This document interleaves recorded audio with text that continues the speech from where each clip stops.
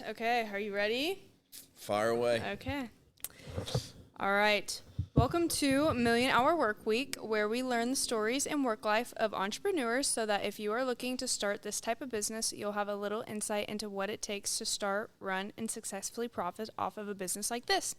And for the community to learn a little bit more about the person behind the business. Today I have here with me Jonathan Dupee from Freedom Electrical Services. Thank you so much for being on the podcast. How are you today? I am good. I am happy to be here. This is exciting. This is a cool setup you have here.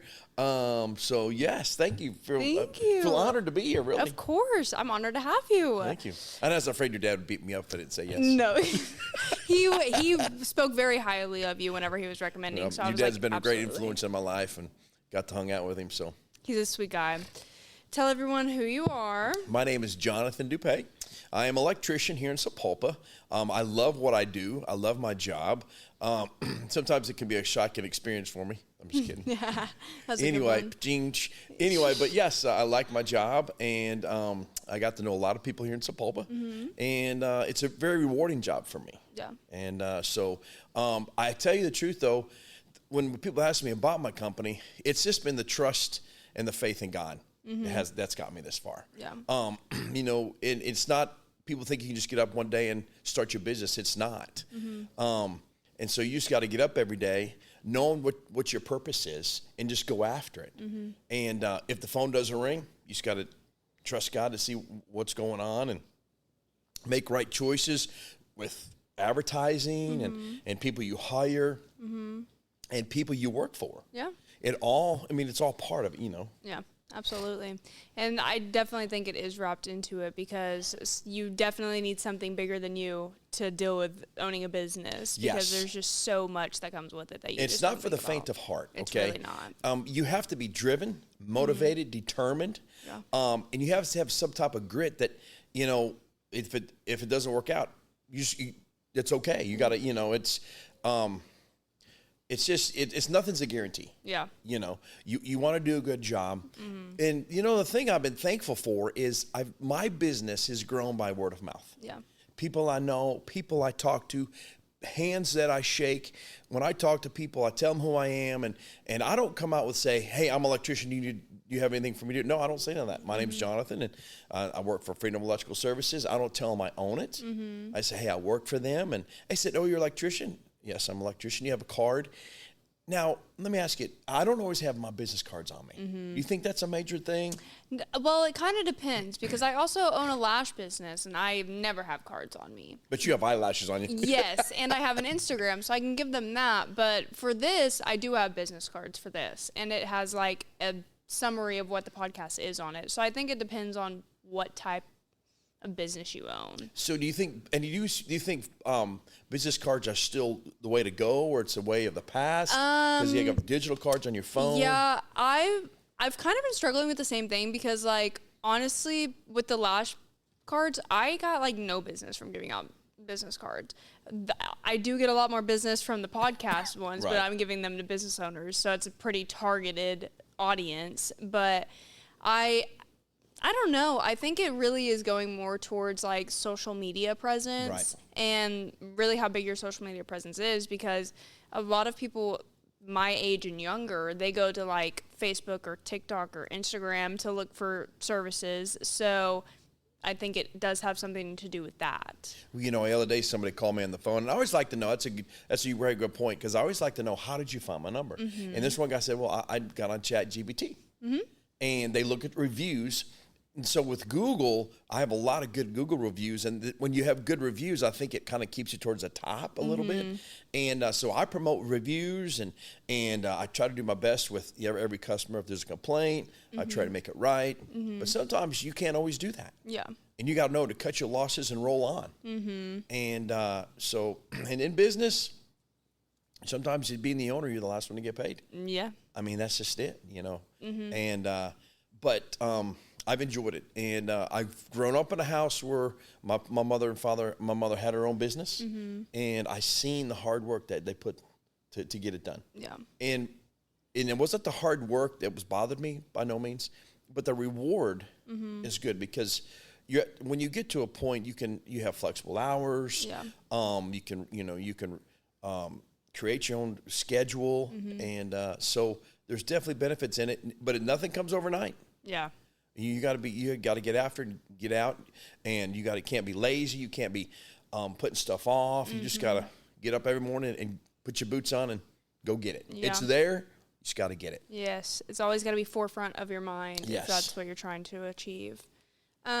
You did say that you are word of mouth marketing. What areas do you get to serve with that?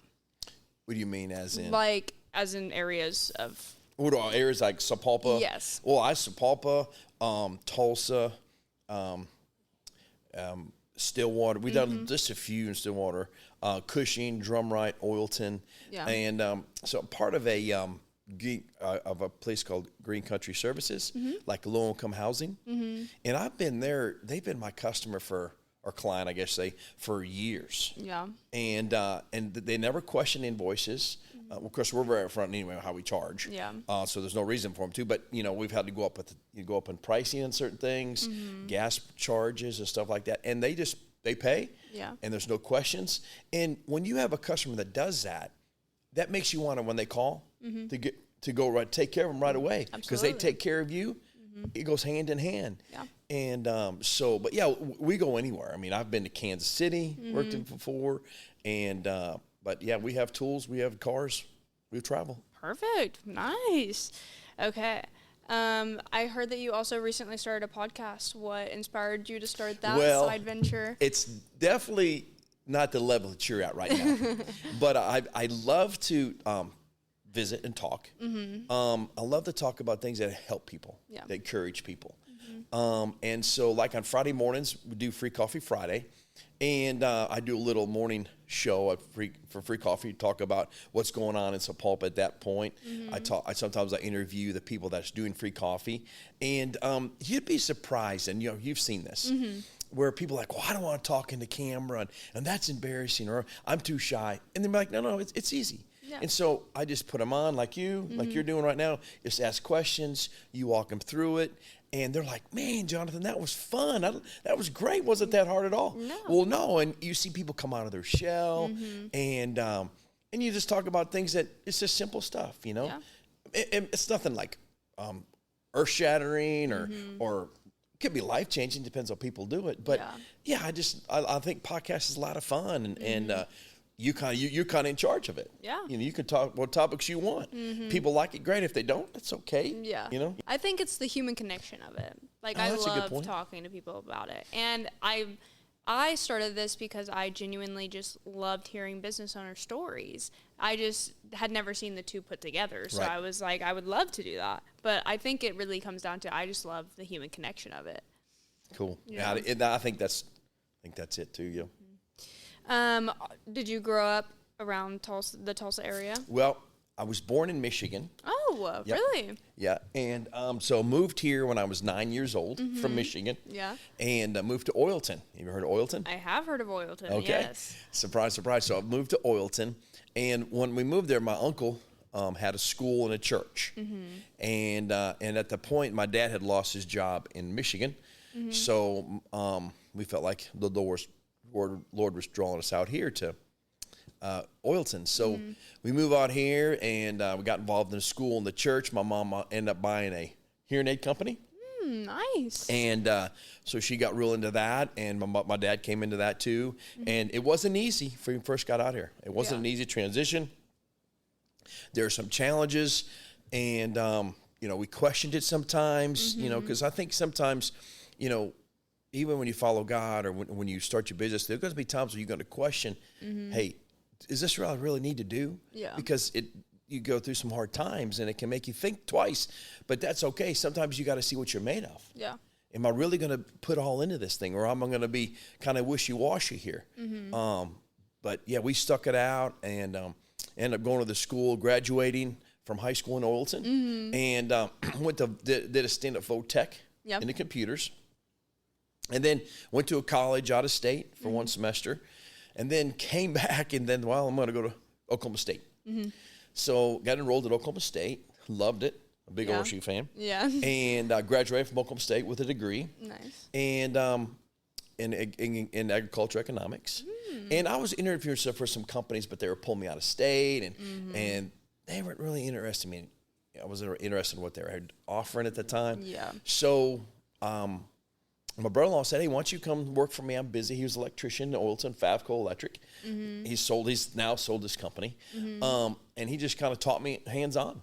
Yeah. And I picked it up really fast, and I began to enjoy it. Because when you're an electrician, it's like instant gratification. You see your work like this. Yeah. Lights on, outlets fixed, and the customer's like, wow, thanks so much. And they have a smile on their face. And so that's just kind of how I transitioned. I started in Olson and got the trade down, became a journeyman, and just bounced around from there. What did you think that you were going to be when you grew up when you were a kid? Well, that's a good question. When I was thinking about this the other day, and I always wanted to be a truck driver. Really? Yeah. What made you want to be a truck driver? Well, I guess it was a CB, talking on the CBs and Yeah. stuff, and the trucks are real big, and you travel a lot, and it's like, I want to be a truck driver. My parents were like, well, that's great. You can be a truck driver, you know? And, but as I got older and moved out here, I didn't know really what I wanted to do. My dad always wanted me to be an electrician.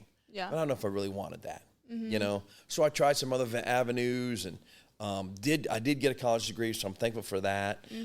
But when I finally guess to grow up or got some sense about myself, I got into the trade and felt like that's where I needed to be, you know? Nice. I felt like I could kind of write, if you will, your own ticket. Yeah. You know? And and because of this, and you're the same way with podcasts, you promote them because you're into that. Yeah. I really promote the trades. Because I think college is overrated, overpriced. Yeah. And if kids can want a job, quick job, make good money, travel anywhere, be able to do a job, I think the trades can get you there quicker. Absolutely. And I don't think that AI can take a lot of the trades. No, not the electrical side. Yeah, very hands-on. So Yes. at least you'll have job security in that sense. Yes, and I've been noticing that more and more. Yeah. Whenever you were younger, what did success look like in your household? Well, that's a good question. Well, so I grew up with a mom, and I guess it's okay to say mom and dad because a lot of people don't do that today. So grew up in a house with my parents were there, and they both worked, and I had chores to do, and I had to get my chores done, and so I felt like success was they came home, dinner was on the table, bills were paid. We didn't take big vacations. We didn't go away a lot. My parents having their own company, own business, you didn't get to do that a lot. Yeah. But at one point, when you go back to what I wanted to be when I was growing up, at one point I thought I wanted to step into my mother's company and become an audiologist, which is hearing. And when I was in college at TCC, I took a speech class. Yeah. And aced the class, loved the speech class. And at the point, one of my speeches was for hearing. And all about the ear, how the ear works and all that stuff. And I really enjoyed it. And my mom's like, hey, you could really take this company over if you wanted to, you know? Yeah. And I didn't really know if I wanted to. It was changing a lot at the time. And so my mom wasn't really pushing it at that point. Yeah. And so I decided to just kind of get in the electrical side of things. But yeah, success for me was just come home from work. I see my parents come home, dinner would be ready, the bills were paid, and we had a roof over our head. I mean, Yeah. it's simple. Would you say watching your parents own a business kind of like push you to own a business in a way? I would say 100%. Yeah. I would say I get a lot of my drive and determination from my mother. Okay. And I get a lot from my father too, but my mother's still working today. Yeah. She's 80. She's bought and sold, like, this would be a third business. Period. And Businesswoman. Yes, she's very busy. Yeah. Yes. And so speaking of that, my mother and father's company at one point was one of the top 10 of hearing aid companies in Oklahoma. Nice. There wasn't a lot of them. Yeah. And I think it was in the top 5. But she was connected to Starkey at one point, which is a hearing aid company. Yeah. And she was well known among her industry. She had a great reputation among her industry as being a very smart businesswoman, a great salesman, owned a great company. And my mother did that through hard work and determination. And so I think that's part of that I get that from my parents. Yeah, you know? absolutely. When did you realize that you wanted to break away and make your own electrical business? Well, you know, as you well know, and your husband knows, is the electrical trade, the construction is up and down. Okay, one day you're busy, one day you're not. Seasonal, especially in electrical trades and stuff, and plumbing, it can be slow in heat and air. So, you know, I got bounced around a couple companies. Worked for my brother-in-law, then worked for Gilly, then went to Harp. And I thought, you know, I'm just going to venture out. I was kind of praying about it too. You know, it's just not a decision I just made overnight. Absolutely. Especially my family, my wife thought I was starting over again. You know, it's like, here we are. I had a good job with Pepsi Cola Company. Yeah. I was slinging pop for Pepsi, making good money. A lot of things changed at Pepsi. And they were working me to death almost 7 days a week. And I'm like, I don't want that. Yeah. And so that's when I went to work for my brother-in-law, picked up the trade. And then through that transition of working for my brother-in-law and those other companies, I said, you know what, I'm going to do my own thing. I'm just going to get my journeyman's license and do stuff on the side. Yeah. And so my wife knew some people, and they'd call me for some jobs. I put my name in this little magazine. It was for the MS Society magazine. And I put my name in there, electrical trades. And I got so many calls out of that little magazine. Wow. I'm telling you, it was amazing. Well, that's now, I'm not good. talking big jobs, you know. Yeah. $400, $500, $600 jobs here, you know, a couple $1,000 jobs there. And it added up. And I thought, man, this is really taking off. Yeah. And and I seen it as it was taking off. I just kind of kept going with it, you know.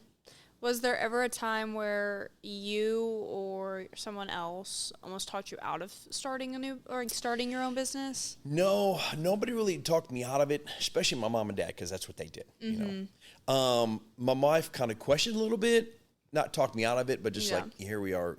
We have 2 girls, we have a house, we have a house payment. She's the only one working. Yeah. I'm working a little bit, you know, jobs here and there. Yeah. Nobody ever talked me out of it. Matter of fact, my cousin, his name is Jordan, said, you know what, Jonathan? He was in my youth group. He said, I believe this is what God wants you to do. He gave me $100 towards my electrical test and license. How sweet is that? I know. Yeah. I was like, man, Jordan, I'm not asking for that. He said, nope, here, you take it. So I used that money, signed up to take a class to study for my journeyman's contractor's license. And went to Oklahoma City, took that class, studied hard, ended up making a 90% on the test. Wow, that's fantastic. Yeah. So no, there was never ever somebody talking me out of it. Did I ever have second thoughts? Absolutely. Yeah, absolutely. Looking back, what would you tell yourself, like if you could tell that version of yourself that was starting the business something, what would you tell yourself? Man. Maybe should have started sooner. Oh, yeah? Yeah. Maybe should have not wasted so much time in college. And you know, having fun in college and partying as much. But you're young, too. Yeah. You know, at that point. That and don't worry. You know, hang in there. Don't worry about so much stuff. Yeah. But that's it. Yeah. If you would have started sooner and got after it, maybe. What's one thing you believed about success back then that you completely disagree with today? I think money in the bank. Really? Yep. Large amounts of money in the bank. Yeah. I don't think that's a sign of success. What it's part of it. What do you think of success is? Success is getting up and enjoying what you do every day. And it's not a job. It's you enjoy it because why? You see what you do affects people's lives. It changes their life. It makes their life better. Yeah. And you get paid to do that. And you meet good people. You shake hands. And that to me is success. And you get up and you want to get up every morning. Yeah. And you have a drive to do it. Absolutely. Your family supports you. And you're seeing that, you know, you're experiencing things, you're doing things, traveling here and there that you never thought you'd be able to do that. And but obviously it's not about me at the end of the day either. It's about getting up, trusting God, and just putting my faith in that I'm doing the right thing. And just keep going after it. Absolutely. That's what success is to me, is getting up in the morning, enjoying what you're doing, and getting paid to do it. The slow burn of it all. Yep. Absolutely. Do you feel like you were sacrificing anything during the beginning of starting your business? I think so. I think when you're starting your own business, you have to sacrifice maybe some family time, ball games, stuff like that. I mean, people might be like, well, I'm not about that. Well, okay. Try starting your own business and see how that works without doing the sacrifice. Without sacrifice, I don't think there's no big reward. If you think you can just go into business and do what you want right up front, and I'm not going to sacrifice anything, this is my business, well, you may not go as far as you want to. But if you're willing to put your all into it, realizing that you're going to sacrifice something, the payoff, I believe, will be better and bigger than what you think. Absolutely. What has been your hardest year in business, and how did you navigate that? Well, surprisingly enough, COVID was not a bad year. Really? Yep. It was a year we grew. Wow. Well, that's good. Yep. We really did. This year's been kind of slow starting out, and we're starting to pick up a little bit. You just have to look for other ways to try to drum up business. Call the customers, check your pricing, see how your bidding process is, and not worry as best you can. Yeah. And maybe you have to revamp some things, maybe cut some expenses, and look at the whole picture. Yeah. And then see what the trend is. What's going on? Is there other people busy? Or is it just you? Or what's going on? Yeah. What has been the biggest mistake you've made so far as a business owner, in your opinion? Man, there's been made a lot of mistakes. Yeah. One doesn't really stand out to me per se. I think maybe one of my biggest mistakes would be, as a business owner, for me, is not laying my expectations out for my guys right away. Yeah. Knowing what I expect from my guys, knowing what they need to do every day, or what I expect from them to do every day between 8 and 5, or 7:30 to 4. Yeah. I think that would be my biggest mistake, is laying it out there. And I mean, I try to be the best boss I can. Yeah. I don't want to be a micromanager, but you need to put expectations out there for your people, what to expect. Yeah. As a employee. Absolutely. To your employer. Yeah. How did you get your employees? Like, how did you get your first employee? Wow, that's so. They applied. Really? Yeah. So great story with each of my employees. So I don't have the same employees I had when I got started. Yeah.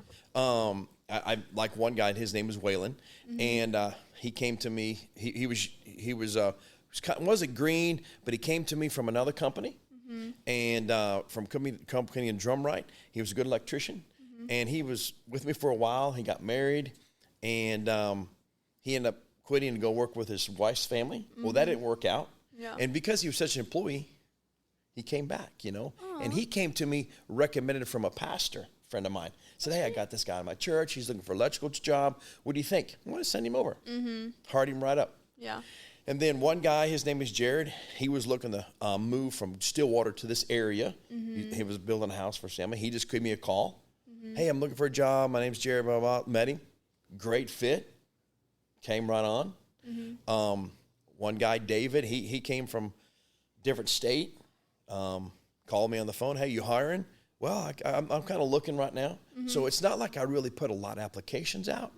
They just happened to call me. Yeah. They call me in the phone book. One guy, his name is Jason. He works for me right now. And he just kept bugging the heck out of me. Yeah. He was ringing your phone? Yeah, he kept ringing the phone, checking on the phone, checking. I thought, you know what? I'm going to give him a try. He really, that speaks to a employer. Yeah, absolutely. Dedication. Dedication. He'd rather want to work for you. Yeah. I'm doing a good job. What you got for me? I'll start part-time, whatever. I just want to work here. I live here. I really want to move here and work here. So he's been a great, And then my buddy Johnny Jones, me and Johnny worked together at my brother-in-law's company for a while. And we just really hit it off. He's a smart electrician, and he's good. And so something happened between his job. And he said, hey, Jonathan, I always wanted to hire him, but I couldn't really hire him because he had a real good gig at the last company. Yeah. But something happened over there. So he's like, hey, man, I'm leaving this company. What you got? I said, come on, Johnny. To absolutely come. You got work on Monday. Yep. Yes. And part of that story is, like I said, everyone has a story. And so Johnny comes working for me. A couple weeks later, his wife got real sick. Yeah. She actually died at home. He scooped her up, raced to the hospital, and she was barely alive when he got her in the truck. By the time he got to the hospital, there was nothing there. They brought her back to life, and she's doing better today. But I said, Johnny, if you would have, because he traveled a lot with that other company, and if he'd have been out of town, yeah, absolutely, he'd have come home to my gosh, nobody. That's terrible. Yeah. Wow. So I'm like, man, that was just, it wasn't long after he came to work for me. Yeah, where meant that to happened. Be. So I little things like that, just really like, man, that's amazing, in the right place. Absolutely, right place, right time. Yep. Are you hiring currently? Not right now. I'm not. You're fully staffed. Yeah, I'm fully staffed. Yeah. I had to let a young man go. They say, and I don't know who they are, but other companies, that you can tell from a guy within 2 weeks he's going to work out. Yeah. And we've got a generation coming up, not including your husband, but I think younger guys than him. Yeah. That are just don't know. They don't know tools. Yeah. So they may not know how to use a shovel and a screwdriver, and I'm like, man, what? But yet they went to electrical school, and I'm like, what's going on here? Yeah.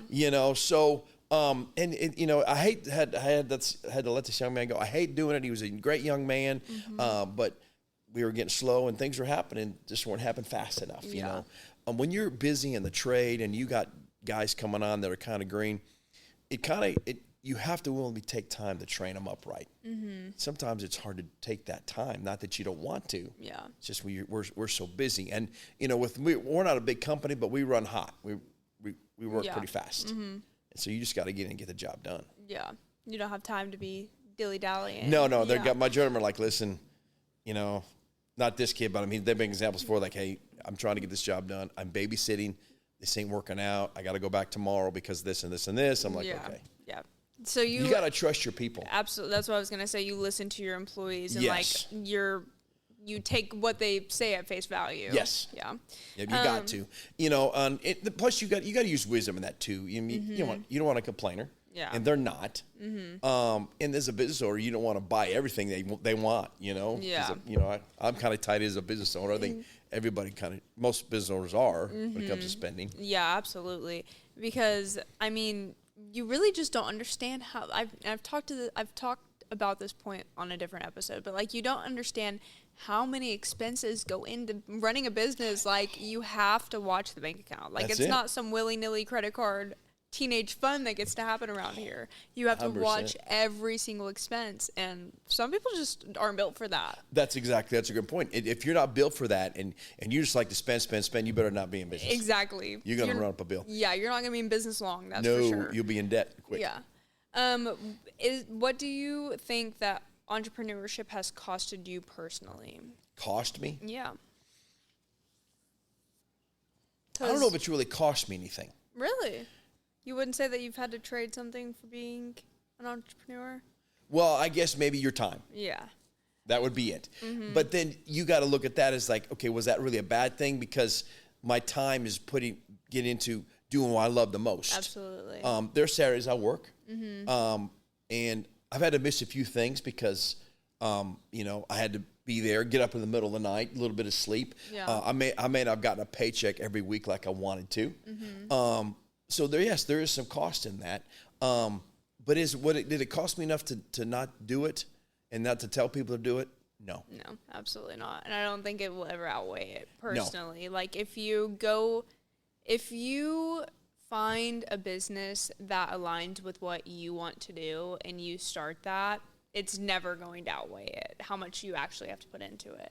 Even if you're doing all the hours in the day, Correct. like it's going to fuel you internally because it's something that gives you gratification. Yep, fulfillment. Yes. And I think everybody has that. Mm-hmm. And I agree with a great point when you find that business that really motivates you to be a better person, if you will, and to make a real difference in people's lives. You won't care the hours you put in or the money you're making or not making it someplace else because you're like, hey, this is it. Mm-hmm. Yeah, absolutely. So whenever people hear electrical business owner, what do they usually assume about what you do? Oh, by the owner? Yes. Oh, go to the lake, take vacations, drives fancy trucks, just don't go out to the jobs, don't do anything. Yeah. Sleeps in the mornings, goes to the coffee shop. Absolutely, just living the luxury life. Yeah, that's it, because we're business owners now, so we got it made. Absolutely. Which is total false. Absolutely. What is your day-to-day schedule like? So I get up at 5 o'clock every morning, pretty much. Mm-hmm. I go to the gym, and start my day at the gym, see the guys, see some of my buddies, work out my buddies. Used to be you with your dad. Yeah. His schedule changed. Yeah. And get started. And then, so I drive my car to my shop. Mm-hmm. I walk to the gym, and then I work out. Then I walk back to the office.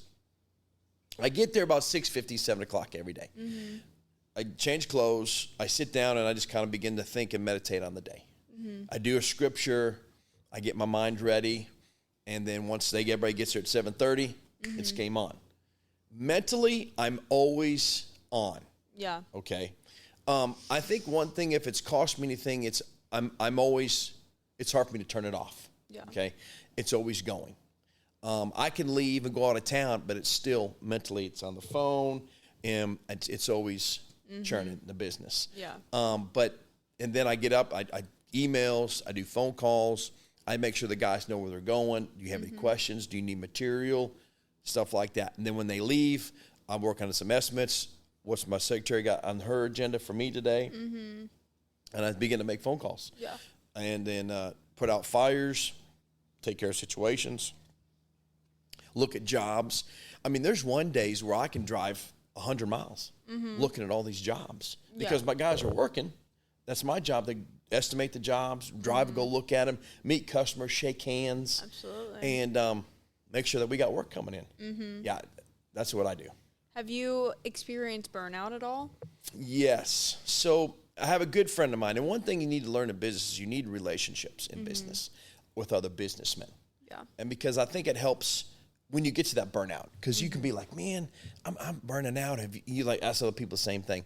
And yes, I have, and thinking, man, I've actually thought, man, am I doing all this for naught? Mm-hmm. Am I going to just be doing this till I die? Mm-hmm. Am I going to be in a service truck on my way to my funeral? Yeah. I'm serious. And because you want to get to the point where you can step away from it, and but you don't want to be so fried that you're like, I just work myself to death and miss the life. Yeah. But like you're saying, that there's something in life. There's some time when you got to be able to, and it's hard. Mm-hmm. I haven't figured it out yet, but there's got to be a balance. Yeah. And somebody said one time, they said, you got to be able to work yourself out of a job. Mm-hmm. As a boss, work yourself out of a job. Get a manager. For the most part, my guys do a good job managing their jobs and their time. Mm-hmm. Are they perfect? No. Do I worry about that? As a business owner, yes. You do. Yeah. But yes, you can experience burnout, and you got to figure out how that not to let that happen. But I guess for me, I just power through it. You just keep going, yeah. Showing up. To your point of working this till you die, do you contribute to a 401k plan for retirement? Yes, I absolutely do. Okay. You have, and right now is the time you should be contributing with the Trump being in office. Yeah. And the way the stock market's going. I have friends that they said their 401ks have. Mm-hmm. Yeah, absolutely. I know my 401k is just sitting since I quit Apple. I got to figure out something to do with that. But the reason why I ask is I didn't ask for the first couple of episodes, and then I got on a tangent with a guest, and I asked her, and she didn't. And so I was like, oh. She's like, no, I'm going to just do this till I die. Oh. And I was like, oh, okay. And so now I've been very interested to see if people do or don't, or if they think it's important too. But totally important too, because you want to be able to retire and live off your fruits, right? Yeah. The fruits of your labor. Mm-hmm. And so, yeah. And maybe at a beach somewhere in Florida. Absolutely. You know, I have 2 girls. I don't know where they're going to end up at. You know, grandkids, there's always that. Yeah. I'm a minute from that. I'm a little while from that. But all this stuff begins to play in your life when you're working for yourself. You know, where am I going to be in a few years? Because people ask me, I've always been, you probably ask the same thing. Where do you see yourself in 5 years? How in the world can you answer that question? Yeah. So what are people looking for when they ask that? I don't know. Some gigantic plan. I'm like, I can plan up whatever I want. That doesn't mean that I'm going to achieve it. 100%. Like, there's going to be things that go wrong and that don't go to plan. So what I say doesn't matter. I know. We're going to see in 5 years where I'm at. Yeah, you hire me. You'll see me in 5 years. Yeah. You know what I'm saying? And I'm like, I don't know. I just get up one day at a time and go after it. Yeah. And when I went home at night, I tell you, I fall right out of sleep because I'm just so mentally drained from all day long. I think my job, the hardest part of my job is the mental side of things. Yeah. I mean, because I can go out there and use my hands and fix outlets and fix lights in our house in my sleep. But the mental side of it just wears me out. Yeah, you got to find a way to clock out.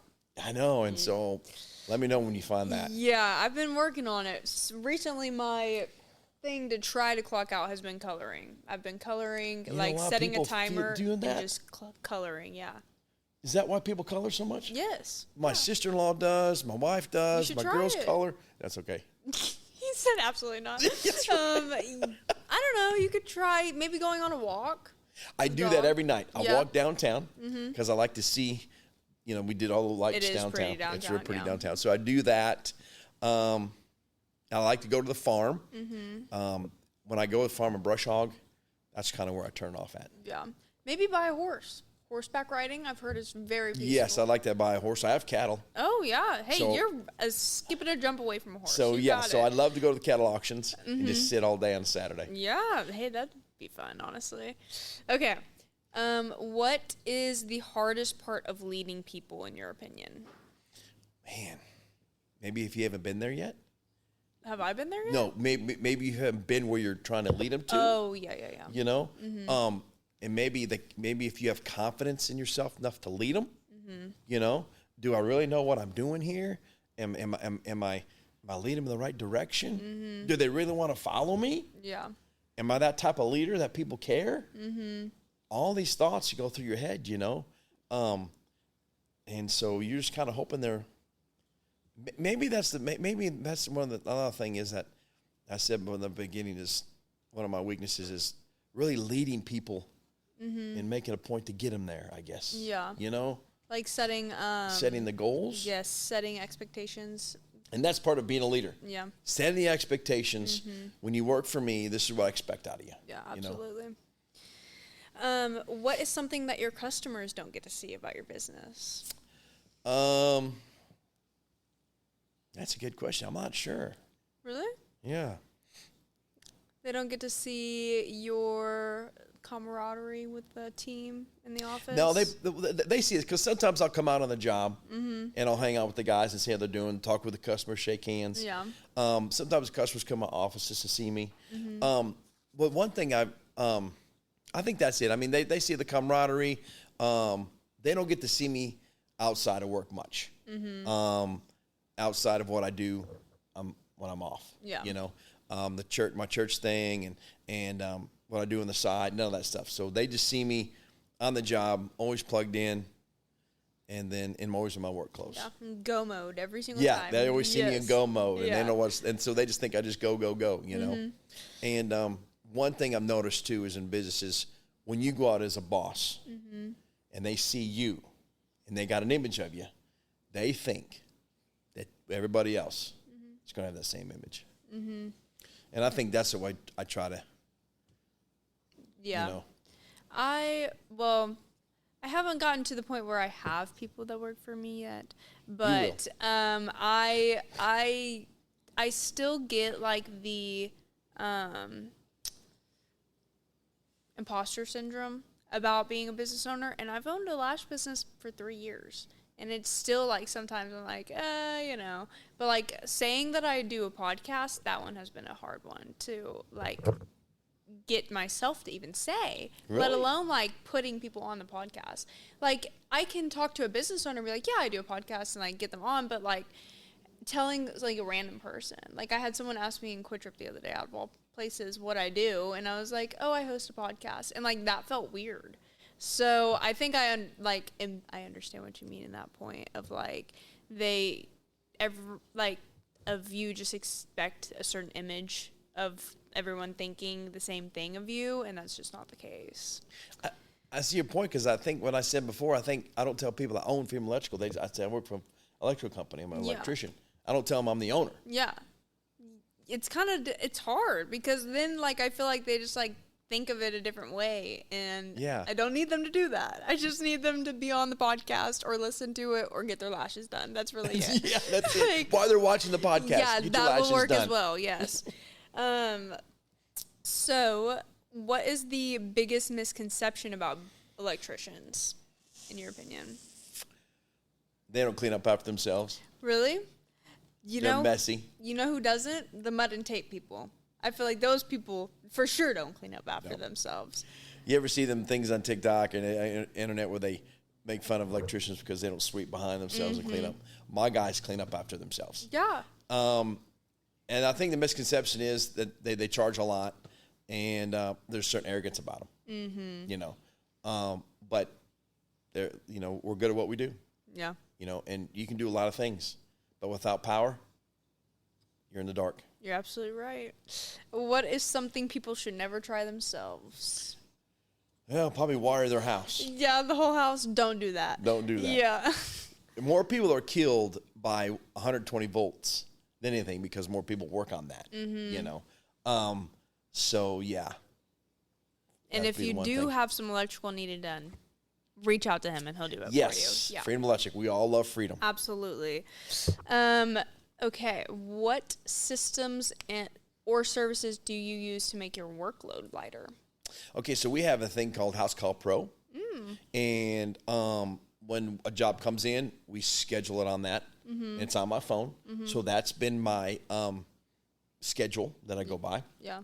And then when you pay, it goes through the app and goes right into our QuickBooks. So there's not a lot of writing receipts, paperwork, cash. There's cash taken, checks taken, but a lot of credit cards are used now, and or they'll mail a check in, or they'll just pay online, stuff like that. So I think on internet stuff and technology has made our job, part of our job, easier. You know. Yeah, less room for error. Yes. And they can book online. Yeah. And now self-booking, they'll book a spot, and once you come look at my job, and they can get on my website, and book a time. And then they can send pictures of what they're dealing with, so we can look at that. And whatever makes easier for the customer to pay and use us, I think that's the way it is. That's the goal. Yes. What do you spend most of your time on now, day to day? Estimates. Just the estimates. Estimating, meeting customers, shaking hands, and like I said, I don't micromanage my guys. They know what's going on. If I got to put out fires, I'll do that. But I think most of the time it's lining jobs up, seeing where the progress of the job is at, and meet with customers. Are you where you thought you'd be by now? I don't know, because I didn't really have is it bad to say I didn't really have a level at this point in life? No, it's not bad. Yes, no, I don't know, because I don't have anything to gauge it by. Yeah. I didn't say, hey, I want to be here at this age or here at this age. So it's hard to say. I mean, I am where I am right now. And you're grateful for it. Yes, I am thankful for it. Absolutely. Could be worse. Yeah. I really have to be honest with you and say that I really didn't think I'd be a business owner. I didn't think I would, and I didn't ever think I was. And I really don't think I'm smart enough to do what I'm doing. Hey, to do a business. You're fantastic, man. Well, I mean, I'm serious about that. I was like, man, I can't believe I have my own business. Am I successful? I don't want to say I'm successful pridefully. You know, I want to be very careful on that. Yeah. but it's the Lord's been helped every step of the way. Absolutely. And yeah, I mean, I have to remind myself, I'm actually a business owner. This is crazy. Yeah.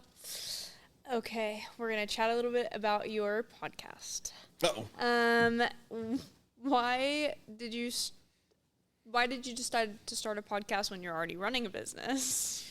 Well, I enjoy podcasts. Mm-hmm. I think it's just people being themselves. Yeah. Being real. Mm-hmm. And I like to be real. And I just like to be myself. Mm-hmm. And I think a podcast allows you to do that. Yeah. And if people are interested in it, like I said, great. If not, that's okay. I like to get with other people like this and do a podcast and just talk and visit. Mm-hmm. It's a good time to talk. What has it taught you so far since starting it? Know your topic. Yeah. Know your topic. Be honest. Mm-hmm. And just, don't say I'm not saying I'm right or wrong. Just be real. Yeah. And know your topic. To that point, have you had a conversation that has changed your perspective on something yet? As in? Just like anything. Have you came across a conversation with someone that like their yes part changed your perspective? Oh yeah. Yep. Nice. Do you care to share? Actually, yesterday I was I like to talk about politics, and our country is just going all over the place right now. Mm-hmm. And I was talking to a gentleman he's a teacher, and I said, isn't it crazy that we have so much communism and socialism rising in this country? Mm-hmm. And he said, because if you think about it, as a teacher, he said, at a certain point they stopped teaching about government. Mm-hmm. They stopped teaching about socialism and communism. They stopped that. Mm-hmm. And so when the people aren't educated about it, they don't know about it, so they just think it's a good thing, so they'll vote for it. Yeah.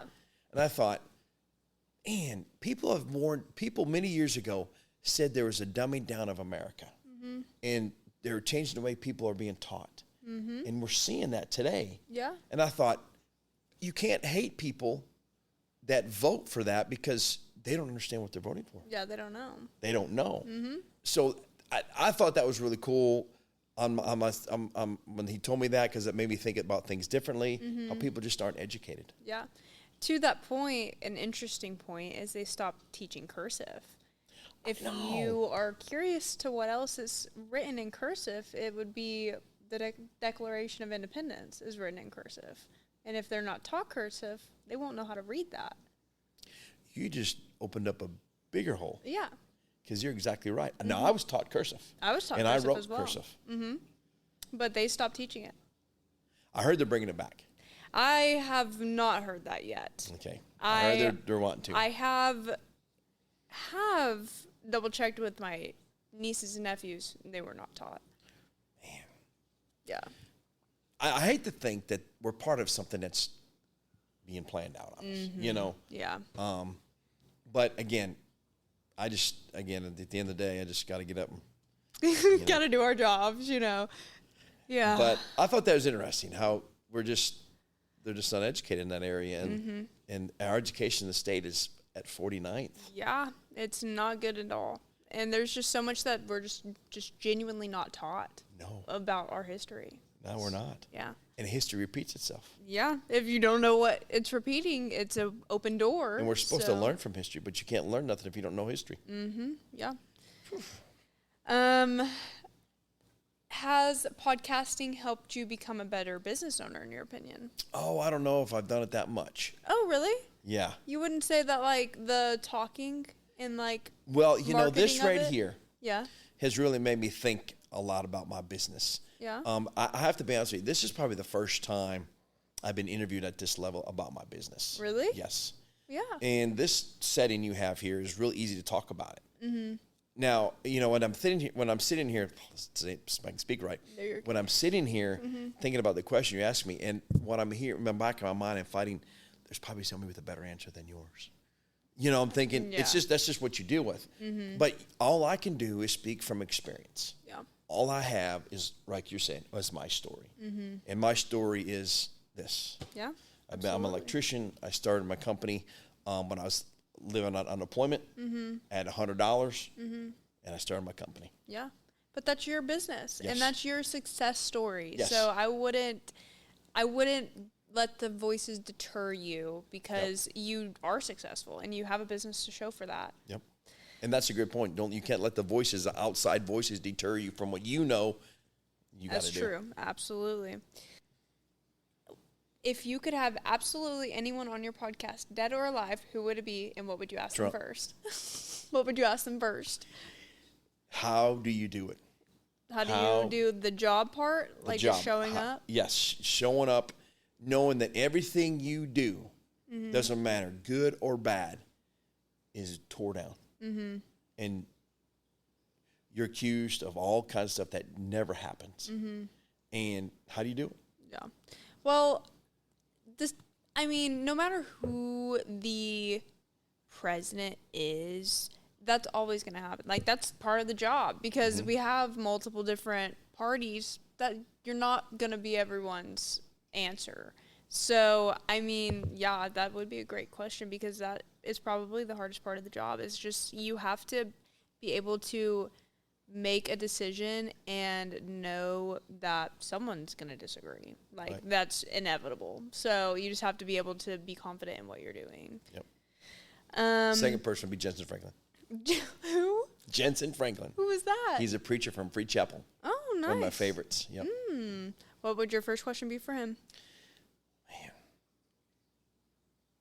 I don't know. I'd be like, that's a good question. I don't know what my first question. I'd have to think about it. Okay. I'd be like, I guess again, how do you keep doing it? What's your thoughts on where this country's going, and what? Yeah, he preaches with great conviction. Absolutely. What has been your favorite moment of being a business owner? I think my favorite moment is it's Christmas time when I can celebrate my guys and give them bonuses and have a Christmas party and see how they enjoy working together. Yeah, absolutely. I think that's it.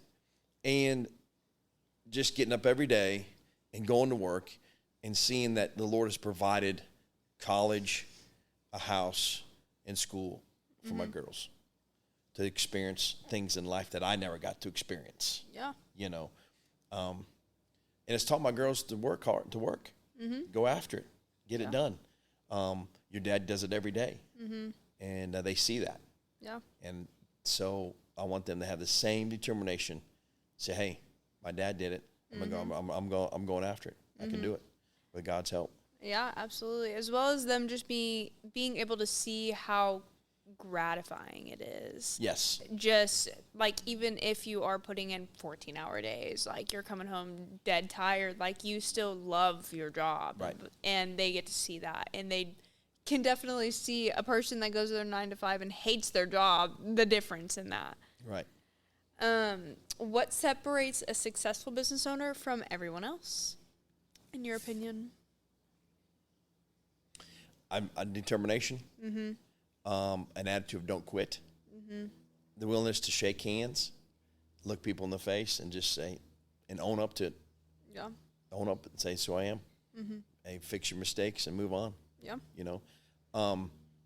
I tell my electricians, you can be the best electrician in the world or the worst electrician, but if you cannot connect with your customer and fill that void with a connection, they will never call us back. Yeah. But I'm thankful that I'm able to connect with my customers. That they'll call me and say, "Hey, Jonathan, do you know this person? Do you know the person that does this? And do you know a person that does that?" It's because you've gained their trust. And it's not the fact that you were perfect on their job or you did everything right. No, it's just like you were just an honest guy, and I want to have you back. Yeah. Well, I didn't fix it the first time. Yeah, it's all right, but I trust you. I know you will. I know you'll take care of it. Yeah. That's exactly right. Absolutely. And sometimes it's just the demeanor and like your willingness to not rip people off. Yes. And like just not be greedy as a business owner and like be reasonably priced and be honest. Like people value that a lot more than having some shiny car with your brand on it and having 1 million employees to run out there. They value the actual like the appreciation Right. of their business. That's a great point, because there's companies out there that just try to take advantage. Absolutely. You know? They're just like, okay, well, you don't want to be my customer, someone else will. Yeah. And that's just not. And they'll use scare tactics and fear, Yeah. and we don't do that. Yeah. That's not the mindset to have as a business owner now. We're here to offer service. Yeah, Not, I'm here to take care of you. If you want to use us, great. Yeah. We'll take care of you. We'll do a good job. If not, no problems. You have a blessed day. We'll see you. Yeah, absolutely.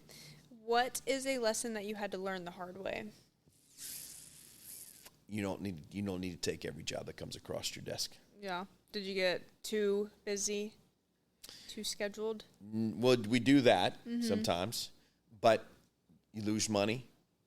You've seen signs that they weren't going to pay, and you try to think, that's not true. Yeah. And you're left $40,000 in a hole because they didn't pay. Yeah. So not every job you need. What are ways that you could vet like a job like that? I think I think you just have to feel it for yourself. I think just by knowing customers. Yeah. And seeing what they're dealing with and how they're talking. Sometimes they got red flags in how they talk about themselves, and I got all this and got all that, and they try to paint a pretty picture, and I'm like, I'm just here To do the electric. to do your electric, and hey, I got this over here, you do me here, good, I'll take care of over here, and blah blah blah. And there's a last electrician was here, but he didn't do us a good job, he left. It's just little things that you learn in business that you look for.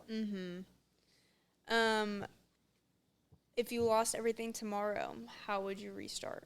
What would be your One first day step? at a time. One day at a time? What Yep. would be your first step, though?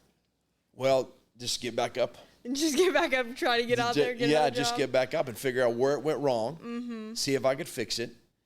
Obviously, I wouldn't want to wallow in my failure. Yeah. My greatest fear is failing. And I think the only way I can conquer that fear is never give up and never stop. Yeah. That's it. Absolutely. I don't like to fail at anything. I hate to make mistakes. And so I'm my hardest critic when it comes to that. Me as well. And but I just don't feel failure is an option. And I have friends that are like, listen, if you've done your best and still doesn't work out, you still have your family and still have the Lord. That's true. Yeah. But that doesn't solve. Yeah, you said, but I'm still going to be in a bad mood. Yes. Yeah. Yeah, no, I get it. I am my own worst critic as well. Just because, like, you you can do so much more. Yes. And it's just really hard whenever your time can't account for everything that you're wanting to put into it. That's true. That's a good point. It is hard. It is. And it really does, it does take a lot of effort to not take that personally. Well, it does, but how can you not? Yeah. Because you're in charge of your time. Yes. And you put everything into it. And you to think this is not the way I thought it was going to go. People say, where are you going to be in 5 years? I don't know, but I know that what I start, I want to finish. Yeah. And I want to put my all into it. Yeah. And but I think at the end of the day, if this is what you're to do and you put your all into it, you're going to be successful. But again, we're our own measure of success. Yeah. People could say, well, Jonathan, you've been successful. God's really helped you. Okay, yeah. Okay, but I'm not going to say Stop. that. I'm not going to stop. Or I may not be the one to say that. People say, hey, how's business? I say, God's helping. That's what I say. Absolutely. I don't want to say, oh man, we're blowing and going, man. We're just crazy and busy. No, I careful how I say things, you know, because you want to be humble about it. Yeah, 100%. Because I met this business guy one time, and his name was Danny, and he was a very successful business guy. He ran a big industrial business in Sand Springs, and I said, Danny, what's your secret to be successful? He said, I'll never forget where he came from. And he told me some many stories on how he grew up and what it took to get to him to work. And him and his brother shared a motorcycle, rode it every day to work. That's all they had. And you just got to keep going. Yeah. Can't stop, can't quit. Yeah. And unfortunately, nowadays, one day something could change. Like, Yeah. One day could change the whole trajectory of the rest of your life. Yes. So you don't want to talk very highly and run up tabs that you can't pay later on. Yep. So I think it is very important to be humble as a business owner, because in the same aspect of, at the end of the day, a business is dependent on people supporting you through your business. 100%. So if you get cocky about it, Yeah. they don't have to support you. No. So they can pull out all in one day and you can be done. So it is your job to be humble and be thankful for people.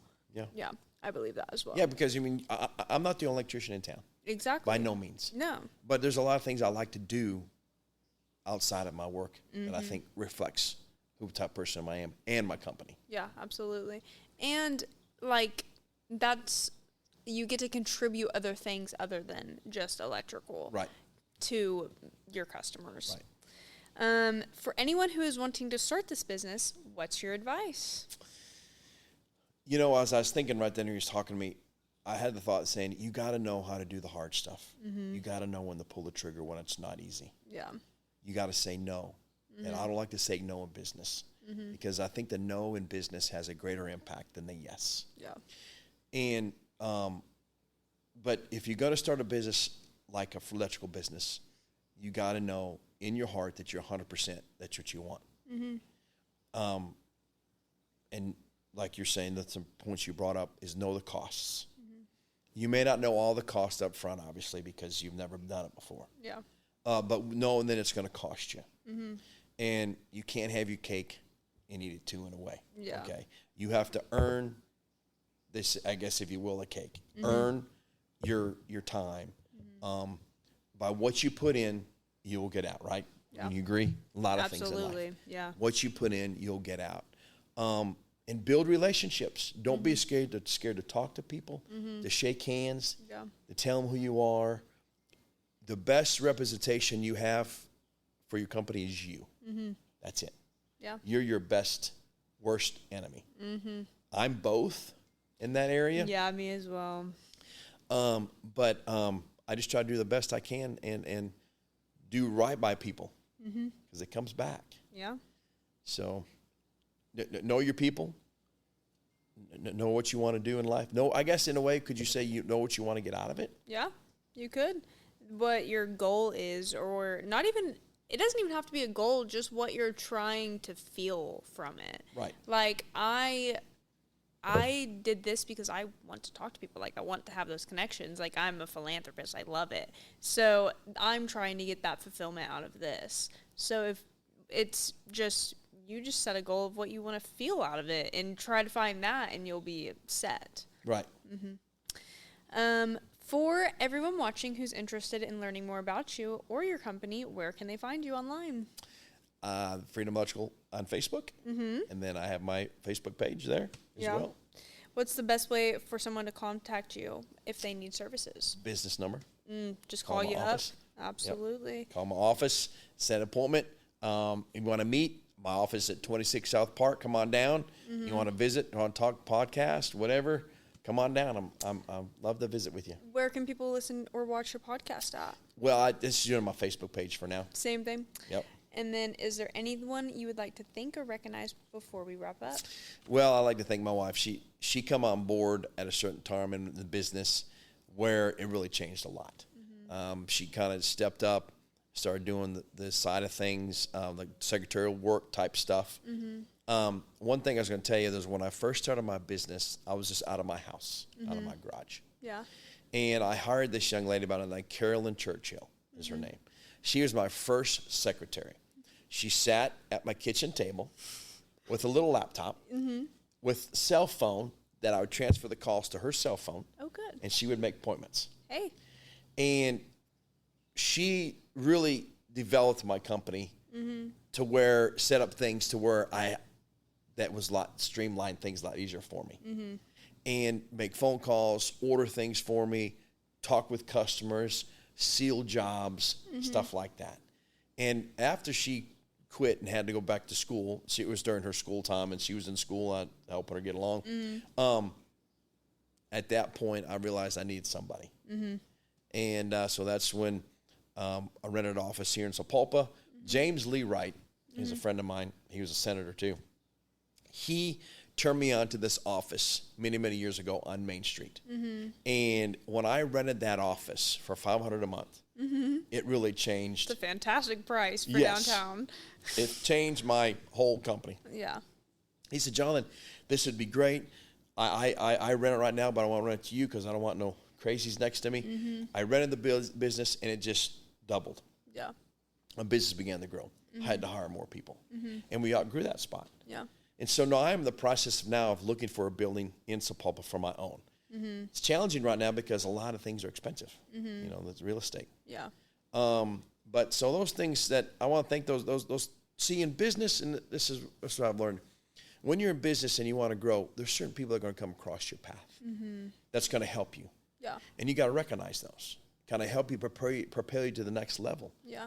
And there's another guy that I first got in business, and I was just by myself working.